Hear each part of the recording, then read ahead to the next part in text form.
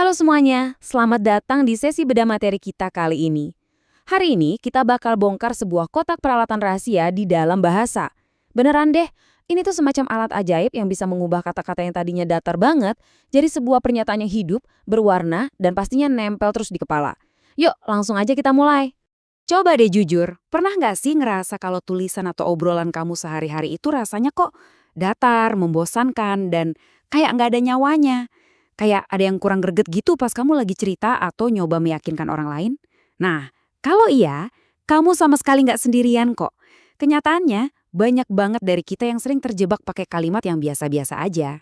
Tapi tenang, solusinya ada kok dan namanya adalah majas. Eits, tunggu dulu. Ini bukan sekedar aturan bahasa akademis yang kaku dan ngebosenin kayak di buku teks zaman sekolah dulu loh ya. Majas itu sebenarnya adalah gaya bahasa yang dipakai buat bikin kalimat jadi jauh lebih indah, menarik, dan benar-benar hidup. Ibaratnya ini tuh metode pamungkas para penulis dan pembicara hebat buat nyuntikin nawa ke dalam setiap kalimat yang mereka bikin. Oke, yuk kita langsung bedah aja isi kotaknya. Secara garis besar, kita punya 4 alat utama di dalam toolkit bahasa kita ini. Ada perbandingan, pertentangan, penegasan, dan sindiran.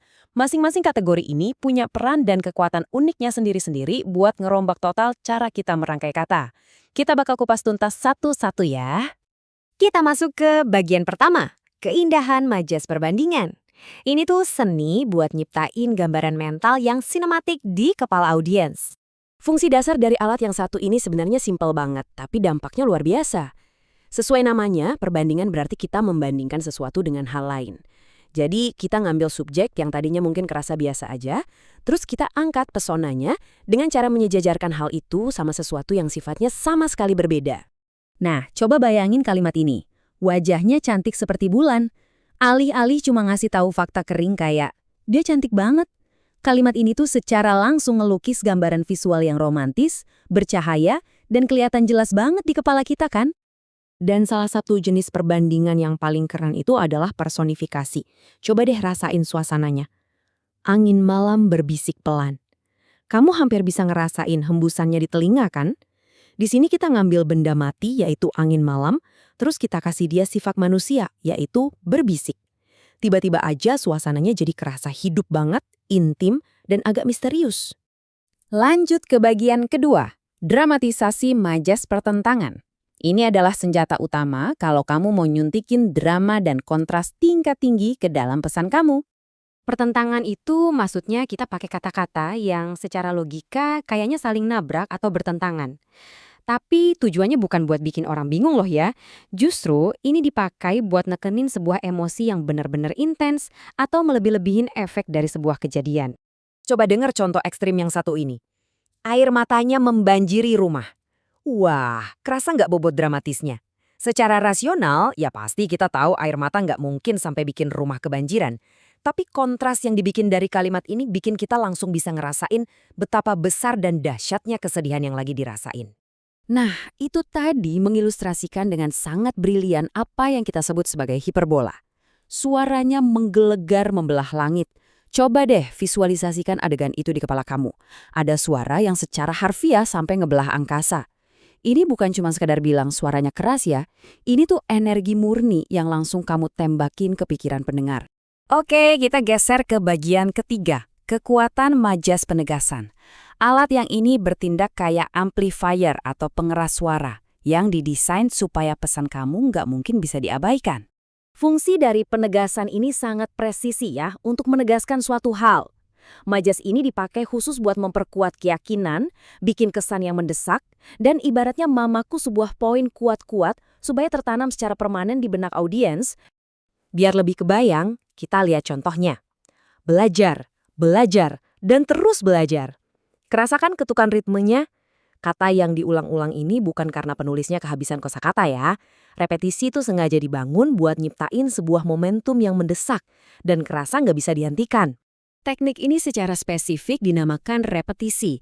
Kalimat, ayo belajar, belajar, dan terus belajar itu kayak gema ritmis yang berfungsi sebagai panggilan bertindak yang benar-benar tiada henti. Pendengar kamu dijamin nggak bakal bisa ngelak dari inti pesan yang mau kamu sampaikan.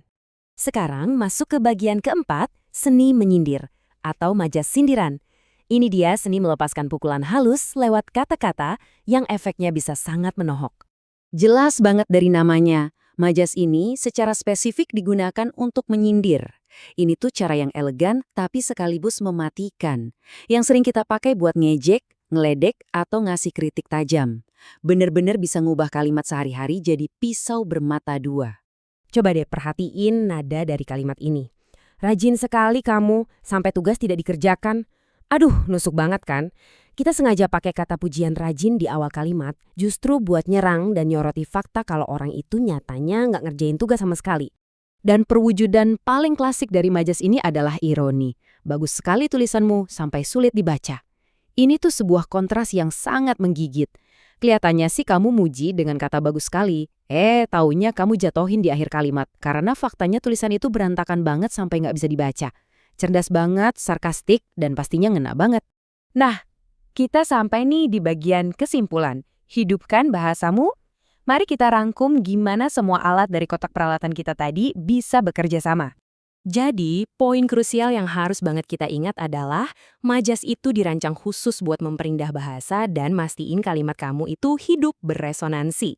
Mulai dari personifikasi yang bikin benda mati seolah bernyawa, hiperbola yang meledakkan skala emosi, repetisi yang terus-terusan menggemakan pesan penting, sampai ironi yang ngasih sindiran super cerdas. Semua alat ini adalah fondasi mutlak buat nyiptain komunikasi yang luar biasa dan gak terlupakan. Sebagai penutup, saya punya satu pertanyaan sekaligus tantangan nih buat kamu. Setelah kita bongkar semua rahasia dari kotak peralatan ini, gimana kamu bakal pakai kekuatan majas buat menghidupkan teks atau obrolan kamu selanjutnya? Udah ya, stop pakai bahasa yang datar dan membosankan. Ambil alat-alat ini, bikin kata-kata kamu menari, dan pastikan dunia mengingat apa yang kamu katakan. Terima kasih banyak udah gabung di sesi bedah materi kita kali ini. Selamat berlatih, dan sampai jumpa!